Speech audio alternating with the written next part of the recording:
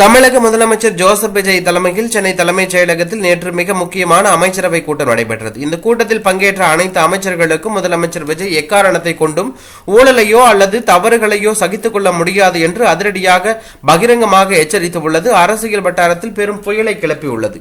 தனது தலைமையிலான தமிழக வெற்றி கழக அரசு மக்கள் மத்தியில் 100% நேர்மையான மற்றும் ஊழலற்ற அரசாக மட்டுமே செயல்பட வேண்டும் என்பதில் முதலமைச்சர் விஜய் மிக உறுதியாக உள்ளார். கூட்டத்தில் பேசிய அவர், மக்கள் பணிகளில் எந்த ஒரு முறைகேடோ அல்லது அதிகார துஷ்பிரயோகமோ அரங்கேறக்கூடாது என்று அமைச்சர்களுக்கு கண்டிப்பான அறிவுறுத்தல்களை வழங்கியுள்ளார். எனது தலைமையிலான அரசு ஊழலற்ற அரசாக இருக்க வேண்டும் என்பதில் மாற்று கருத்தே கிடையாது. இதில் யாருக்கும் எந்த இடத்திலும் சமரசம் செய்யப்பட மாட்டாது என்று முதலமைச்சர் விஜய் கூட்டத்தில் மிக கம்பீரமாக பேசியுள்ளார். தவறு செய்பவர்கள் யாராக இருந்தாலும் அவர்கள் மீது பாராபட்சமின்றி உடனடியாக நடவடிக்கை பாயும் என்று அவர் தெளிவுபடுத்தியுள்ளார்.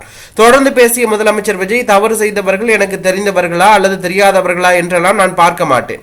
தவறு என்று நிரூபணமானால் அடுத்த நொடியே அமைச்சர் பதவி பறிக்கப்படும் என்று அனைத்து அமைச்சர்களின் முன்னிலையிலும் மிகவும் ஆக்ரோஷமாக எச்சரித்துள்ளார்.